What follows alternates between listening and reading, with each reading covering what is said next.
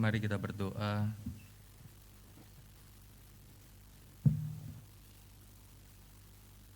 Bapa kami dalam surga, sungguh kami bersyukur kepada Tuhan untuk hari lepas hari di dalam hidup kami sampai pada malam ini. Engkau tahu kondisi setiap kami masing-masing, tetapi biarlah hati kami terarah kepada Tuhan. Hati kami terus rindu berelasi dengan Tuhan. Secara khusus kami rindu berelasi dengan Tuhan melalui firman-Mu. Tuhan, berbicaralah kepada kami melalui firman yang akan kami baca, renungkan, dan biarlah Allah Roh Kudus menolong kami untuk memahami dan melakukan kebenaran firman Tuhan. Di dalam nama Tuhan Yesus kami berdoa dan bersyukur. Amin. Silakan duduk Bapak yang kasih dalam Tuhan. Ya, shalom jemaat kasih dalam Tuhan. Kita hari ini masuk di dalam land yang kelima seperti itu ya. Jadi kita memasuki sebuah tema tentang kemanusiaan Kristus yang utuh. Kita akan landasi di dalam Yohanes pasal yang ke-19 ayat yang ke-28. Yohanes 19 ayat yang ke-28 kita akan baca bersama-sama satu ayat firman Tuhan ini. 1, 2, 3. Sesudah itu, karena Yesus tahu bahwa segala sesuatu telah selesai, berkatalah ia, supaya digenapi yang tertulis dalam kitab suci, aku haus. Bapak Ibu, menarik ya kalau kita masih ingat khotbah minggu lalu seperti itu ya. Jadi ketika di dalam land yang 1 sampai yang ke-4, tetapi kemudian nanti lanjut kepada land yang ke-6 sedikit. Tetapi di dalam land yang kelima ini kita disuguhkan tentang sebuah perkataan yang rasanya sederhana sekali. Ketika Tuhan Yesus di tengah-tengah peristiwa salib itu, di atas kayu salib, dan kemudian dia berkata, aku haus. Bapak Ibu, ketika kita bicara tentang aku haus, kayaknya di dalam hidup kita, apalagi di tengah-tengah situasi sekarang seperti itu ya. Ada teman Pak Sutri itu berkata, kayaknya matahari sekarang ini ada berapa ya? Ada 2 atau ada 3 seperti itu, karena begitu panas teriknya matahari sekarang.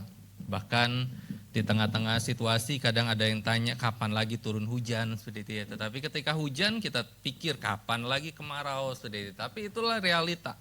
Bahwa ketika matahari begitu panas, maka harapan kita keluar, kemudian kita mungkin bawa kipas portable seperti itu. Tetapi rasa haus itu muncul seperti itu. Rasa haus untuk kita meminum sesuatu.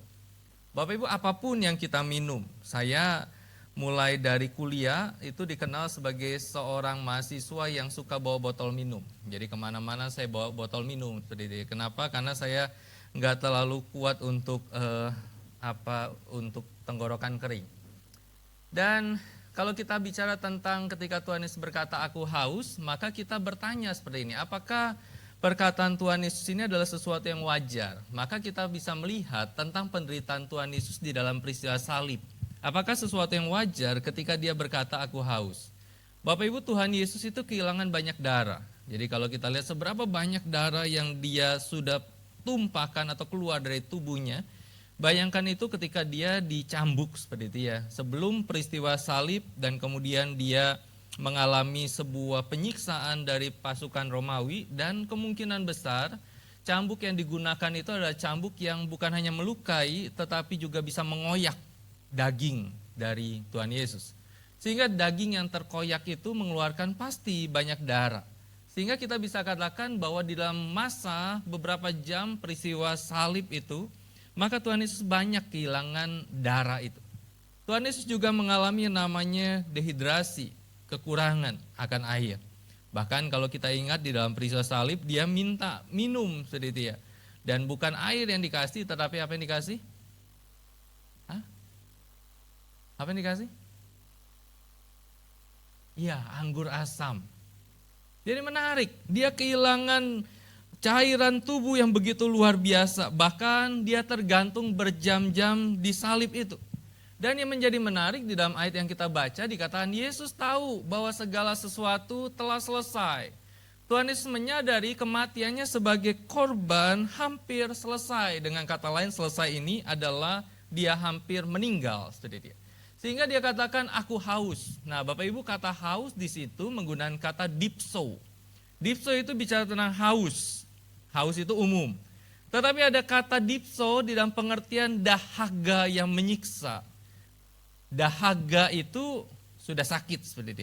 Dahaga itu sudah susah. Kalau kita menempuh perjalanan naik gunung atau perjalanan di padang gurun, maka kita bukan hanya haus, tetapi kita dahaga. Tetapi kata dipso itu bukan hanya sebatas dahaga, tetapi dahaga yang menyiksa. Dan kenapa dahaga yang begitu menyiksa? Karena Tuhan Yesus kehilangan banyak cairan.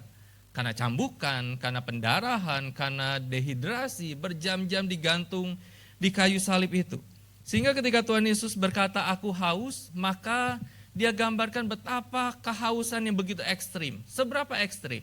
Seorang yang bernama Friedrich Marher, dia menuliskan sebuah buku yang berjudul Sang Juru Selamat yang Menderita. Dia gambarkan seberapa ekstrim rasa haus, penderitaan yang Yesus alami ketika dia gunakan kata dipso itu. Bapak Ibu, Friedrich berkata gini, pembuluh darah tubuhnya yang kudus hampir kering. Demam yang mengerikan melanda tubuhnya. Lidahnya melekat pada rahangnya. Bibirnya terasa terbakar. Dan dia menyimpulkan hampir tidak ada siksaan yang lebih hebat daripada rasa haus yang tak terpuaskan.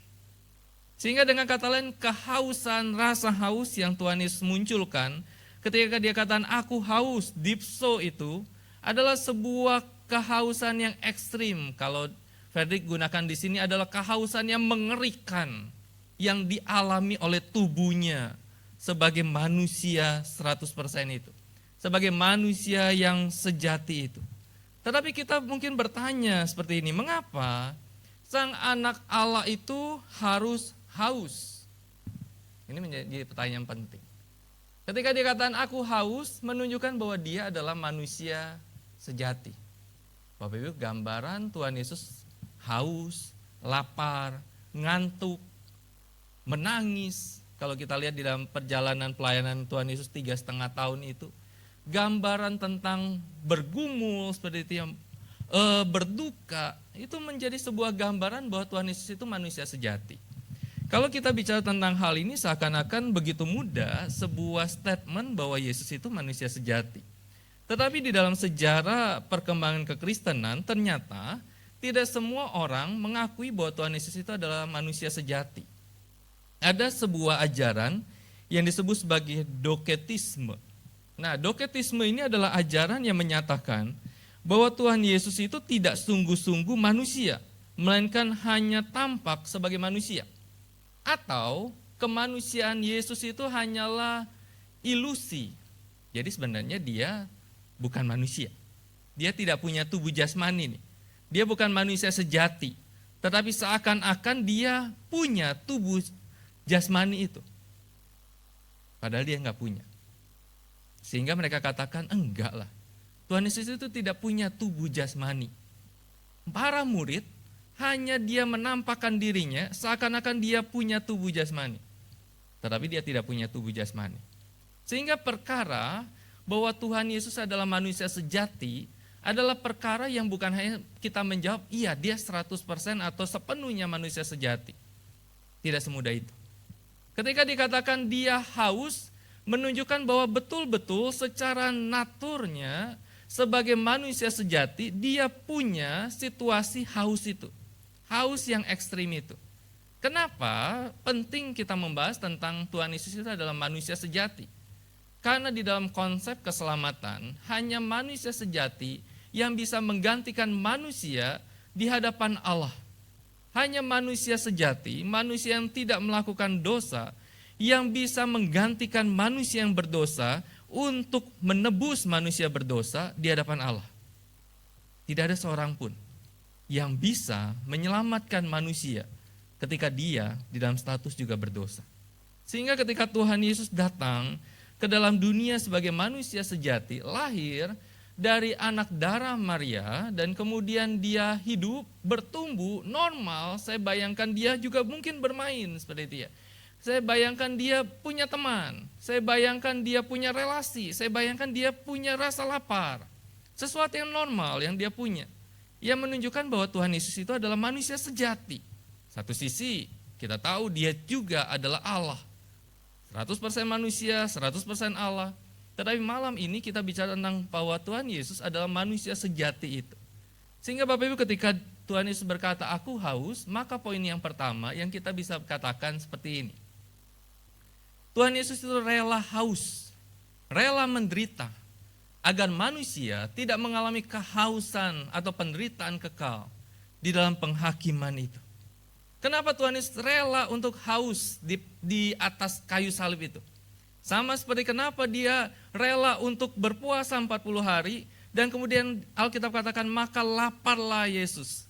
Dan kemudian si jahat itu datang dan menggoda dia. Kenapa dia tidak ubah batu itu jadi roti? Kenapa dia tidak sulap seperti orang Israel meminta mana dan Tuhan turunkan mana dan dia makan? Kenapa dia rela untuk tiba-tiba atau untuk dia lapar, maka laparlah Yesus? Kenapa Tuhan Yesus harus rela untuk berkata aku haus dan dia mengalami betul-betul haus? Dia bukan pura-pura haus. Dia bukan seakan-akan dia haus padahal dia punya kandungan air seperti itu. Tetapi dia betul-betul haus, dia rela menderita agar manusia tidak mengalami kehausan, penderitaan yang kekal di dalam penghakiman yang kekal itu. Karena itu Bapak Ibu, semua penderitaan itu dijalani oleh Tuhan Yesus karena kasih-Nya yang besar bagi kita. Tuhan Yesus sungguh-sungguh haus. Dia bukan pura-pura. Karena ia sungguh manusia sejati.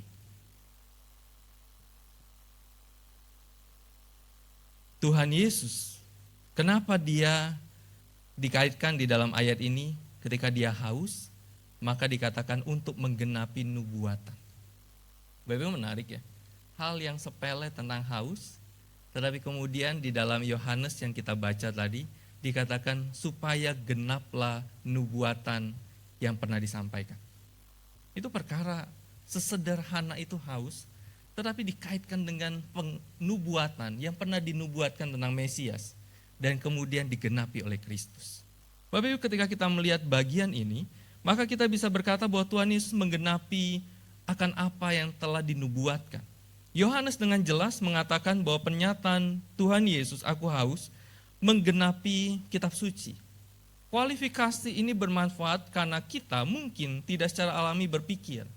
Penggenapan kitab suci ketika kita membaca Yesus mengatakan bahwa dia haus. Pernah nggak sih Bapak Ibu ketika kita sama teman seperti itu ya, dan kemudian teman kita bilang gini, aku haus. Kemudian kita pikir, dia menggenapi apa yang pernah dikatakan guru kita waktu kita SD. Enggak, bagi kita haus itu sesederhana itu. Tetapi Yohanes ketika menangkap perkataan Tuhan Yesus, dengan Tuhan Yesus berkata, aku haus. Kemudian Yohanes katakan, apa yang dia katakan adalah apa yang pernah dinubuatkan di dalam perjanjian lama oleh para nabi. Tetapi pertanyaan adalah kitab mana yang dirujuk oleh Yohanes ketika dikatakan ini sebagai sebuah penggenapan dari apa yang telah dinubuatkan. Bapak Ibu, coba kita lihat di dalam Mazmur 22 ayat yang ke-15. Mazmur 22 ayat yang ke-15 dikatakan seperti ini. Kekuatanku kering seperti beling. Lidahku melekat pada langit-langit mulutku. Di dalam Mazmur 69 ayat yang ke-21 dikatakan mereka memberi aku minum anggur asam. Sehingga ketika kita melihat tentang hal ini, ketika Tuhan Yesus berkata aku haus di kayu salib, dia menanggung kutukan dosa. Dan murka Allah itu menggantikan kita. Supaya melalui kematian dan kebangkitannya, dia memberikan air hidup yang kekal itu kepada setiap kita. Karena itu ketika kita melihat akan hal ini, maka poin yang kedua yang kita bisa bicara tentang kehausan Yesus adalah kehausan Tuhan Yesus di kayu salib menggenapi nubuatan dalam kitab suci. Jadi bukan hanya sebatas dia haus, dia perlu minum. Tetapi di dalam konteks ini adalah dia haus karena sebagai sebuah bentuk, sebagai sebuah penggenapan dari nubuatan yang pernah disampaikan tentang Mesias itu. Kemudian yang ketiga, kalau kita lihat di dalam Yohanes 4 ayat yang ke-13-14, Tuhan Yesus itu di dalam percakapan dengan perempuan Samaria dia berkata, aku akan memberikan padamu air kehidupan. Kalau kamu terima air itu, kamu nggak akan haus lagi. Tetapi kemudian Yohanes 19 ayat yang ke-28 dikatakan Yesus haus. Bapak Ibu, dia tidak pernah berkata, barang siapa haus, datanglah kepadaku, tetapi kini dia berkata, aku haus. Satu sisi, kita melihat ini sebuah paradoks yang begitu menarik. Bahwa kepada perempuan Samaria dia berkata bahwa, kamu datang, aku akan memberikan kamu air hidup. Tetapi kemudian sisi lain dia berkata, aku haus. Bapak Ibu, itu gambaran yang ingin ditunjukkan oleh Kristus bahwa kehausan adalah sebuah gambaran bukan hanya sebatas kehausan secara fisik, tetapi sebuah gambaran dari penghakiman itu. Itu adalah tanda hubungan kita yang rusak dengan Allah, dan itu representasi fisik dari dehidrasi rohani kita, di mana kebutuhan kita akan keselamatan, kebutuhan kita akan seseorang yang menanggung dahaga kita, menanggung kutukan dan memberi kita air hidup itu. Di dalam hidup ini, kita seringkali mencari kepuasan ketika kita haus. Bapak Ibu, kepuasan kita mencari kepuasan itu di dalam uang. Saya pikir mencari uang itu enggak masalah. Tetapi seringkali kita merasa ada hal, kalau kita mempunyai uang, maka kepuasan itu kita akan punya. Nah, itu masalah tuh di situ. Kita perlu bekerja untuk dapatkan uang, enggak masalah. Tetapi ketika kita berpikir bahwa ketika saya banyak uang, maka saya akan puas dengan apa yang saya punya. Terkadang orang yang banyak uang pun tidak bisa puas dengan uang yang dia punya. Kemudian relasi. Seberapa banyak orang mencari kepuasan di dalam relasi. Relasi ini bisa bicara tentang relasi yang normal seperti itu, atau relasi yang di luar kenormalan. Kemudian pelayanan. Orang mencari kepuasan dalam pelayanan bisa enggak? Bisa. Terkadang orang terlibat dalam pelayanan, kenapa? Karena dia ingin mendapatkan kepuasan itu. Dia melakukan banyak hal, tetapi kemudian ketika dia sudah mengerjakan banyak hal, dia tidak mendapatkan kepuasan itu. Atau pencapaian hidup. Tetapi kita tetap haus dan kita tidak pernah puas untuk segala hal. Sehingga kita perlu menyadari bahwa semuanya itu tidak akan pernah mampu memuaskan kehausan jiwa kita. Tetapi di dalam Kristus kita menemukan pendamaian dengan Allah dan hidup yang kekal itu. Karena itu marilah kita bersyukur, menikmati dan memuliakan Dia yang memberi air hidup itu. Sehingga kita bisa berkata gini, kehausan ini bukan hanya fisik. Tuhan Yesus haus secara fisik betul. Tetapi gambaran ketika dia berkata aku haus, bukan hanya sebuah gambaran secara fisik. Tetapi tanda bahwa dia sedang meminum cawan murka Allah. Sampai habis. Cawan murka Allah karena dosa manusia itu. Sampai habis. Dan dia bisa berkata gini, aku gak mau manusia, dan aku yakin manusia gak mungkin sanggup meminum cawan murka Allah itu. Karena itu aku minum. Sehingga kehausan Kristus di kayu salib agar memuaskan kehausan rohani kita. Karena itu Bapak yang kasih dalam Tuhan, aku haus, menunjukkan bahwa Dia menggantikan kita. Menunjukkan bahwa Dia mengasihi kita. Menunjukkan bahwa Dia adalah manusia sejati itu yang datang untuk mengkaryakan karya keselamatan di atas kayu salib. Dia bukan datang sebatas atau hanya menjadi 100% Allah. Tetapi Dia datang dalam status 100% manusia, 100% Allah. Dan Dia mati di kayu salib menebus kita. Dia lewati semua proses itu. Dia lewati semua situasi yang tidak menyenangkan dan sukar itu. Untuk apa? Untuk kita. Karena Dia mengasihi kita. Karena itu biarlah di dalam momen persiapan Jumat Agung di tahun ini. Kita bersyukur kita punya juru selamat yang adalah Allah. Tetapi kita juga bersyukur kita punya juru selamat yang adalah manusia. Di dalam diri Kristus, Dia manusia sejati. Dia tahu pergumulan kita. Dia tahu kesulitan kita. Dia tahu segala hal yang namanya pergumulan itu. Karena Dia pernah alami itu.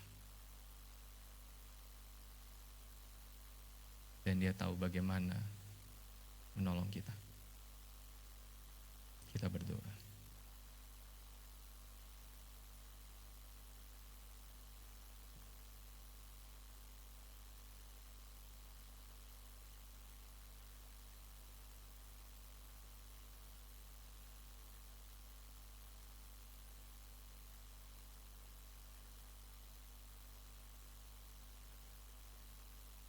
Terpujilah Allah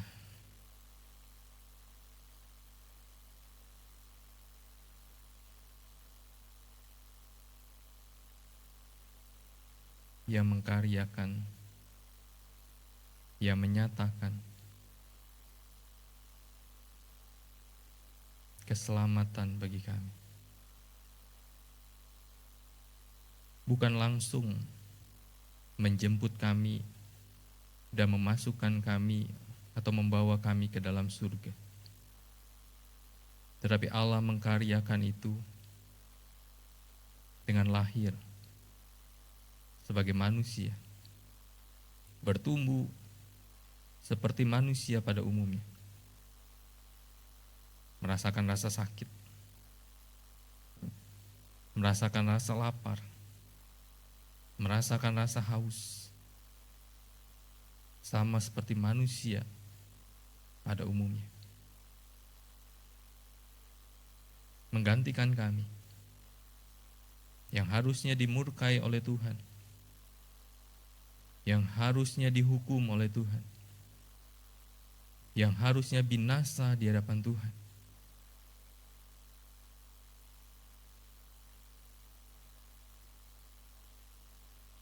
Tetapi terpujilah Tuhan, karena Tuhan Yesus mengkaryakan keselamatan itu. Dengan menderita, mati di kayu salib, menebus kami. Sehingga biarlah ketika kami menyadari akan kemanusiaan Yesus Kristus, kami percaya Tuhan merasakan apa yang kami rasakan. Tuhan mengerti apa yang kami alami. Tuhan menangis ketika kami mengalami pergumulan. Karena Tuhan Yesus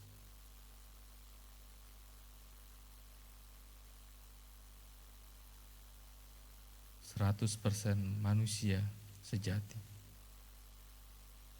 dan Allah sejati. Terima kasih Tuhan. Di dalam nama Tuhan Yesus kami berdoa dan bersyukur. Amin. Bapak Ibu, mari kita nyanyikan pujian Ku di Tangan.